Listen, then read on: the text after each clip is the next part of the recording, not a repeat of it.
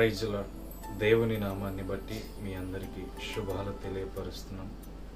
దేవుని ప్రేమలో నిరుత్సాహపడకుండా ప్రతి దినము మనము దేవుని ప్రేమను పొందుకుంటూ పరలోకమనే నిత్య జీవం కొరకు ప్రయాసపడుతున్న మన జీవితాలు కొన్నిసార్లు ఎడబాటు కలిగి దేవునికి దూరముగా వెళ్ళిపోతున్నామేమో అని మన మనస్సు చాలాసార్లు మనకి ఆందోళనకి గురి చేస్తుంది.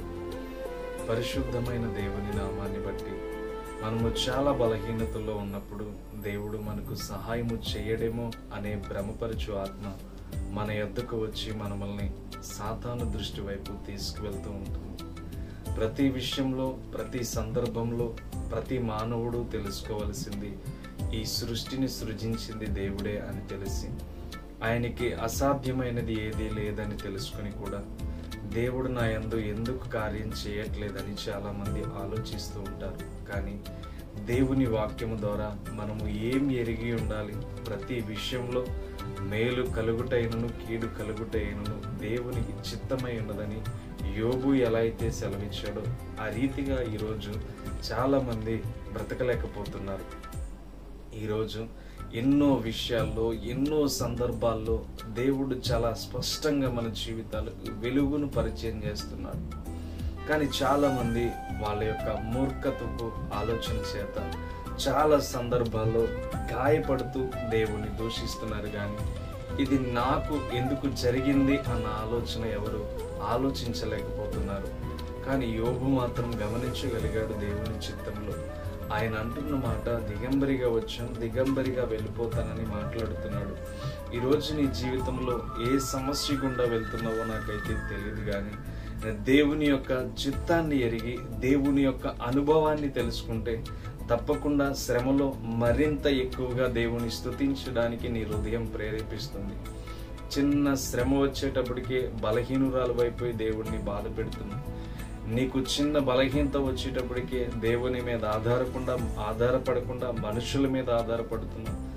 ఎంతవరకు కరెక్ట్ ఆలోచించి ప్రతి ఒక్క విషయంలో దేవుడే సహాయం చేసిన రీతిగా మనము చూడగలుగుతున్నాం. ప్రతి సందర్భంలో ఏ విషయంలోనైనా దేవుడే మనకి సహాయము చేయగలడు అనే విధానాన్ని నీవు మర్చిపోతున్నావు. తప్పకుండా దేవుడే నీకు సహాయం చేస్తాడని ఆలోచన చేస్తే ఈ లేఖన భాగాన్ని బట్టి ఒకసారి చూసినట్లయితే రోమా పత్రిక 1వ అధ్యాయం 11వ వచనం చూస్తే, మీరు స్థిరపడవలెనని అనగా మీకును నాకును కలిగి ఉన్న విశ్వాసము చేత, అనగా మనము ఒకరి విశ్వాసము చేత ఒకరు ఆదరణ పొందవలెనని కోరుచున్నారు. ఈ ఒక్క వచనంలో చూడండి, మనకునుంట ఆయనకి కలిగి ఉన్న విశ్వాసం చేత స్థిరపడాలి.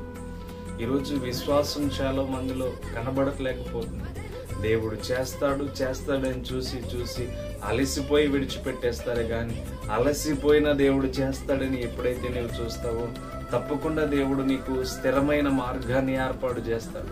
స్థిరమైన ఉద్యోగాన్ని దేవుడు ఏర్పాటు చేస్తాడు. ఈరోజు నీవు గమనించలేని పరిస్థితి ఏంటంటే, నీ ఆలోచన అంతా నేను ఎంతగానో దేవుని చిత్తంలో ఉన్నాను, దేవునితో నడుస్తున్నాను, నా కార్యం జరగట్లేదని విఫలమైపోయి ఆగిపోతున్నావేమో. కానీ జీవము గల దేవుడిని నీవు, సర్వశక్తి గల దేవుడిని నీవు నమ్మితే తప్పకుండా నీ జీవితంలో అద్భుతమైన ప్రణాళికలు ఎన్నో చూడగలుగుతావు.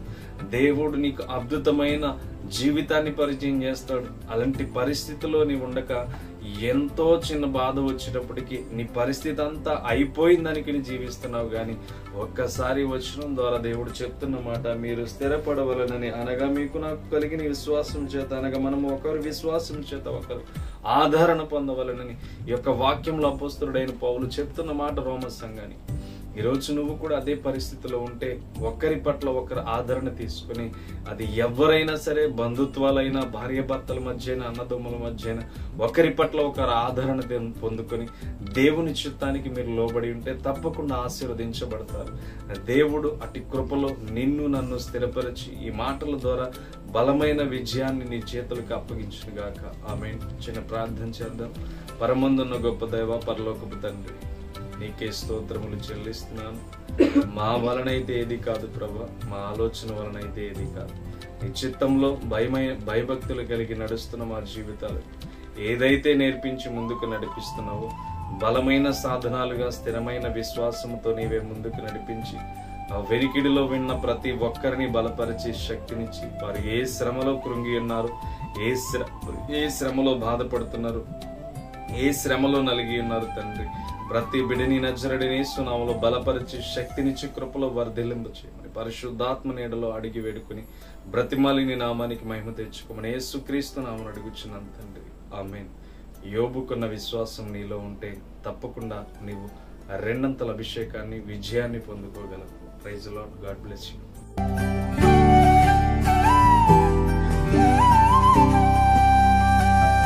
నే చూచిన గొప్ప క్రియలు నీ చేతి బహుమానమే, నే చూచే ఘన కార్యములు నీ దయా వలనే. నే చూచిన గొప్ప క్రియలు నీ చేతి బహుమానమే, నే చూచే ఘన కార్యములు నీ దయా వలనే.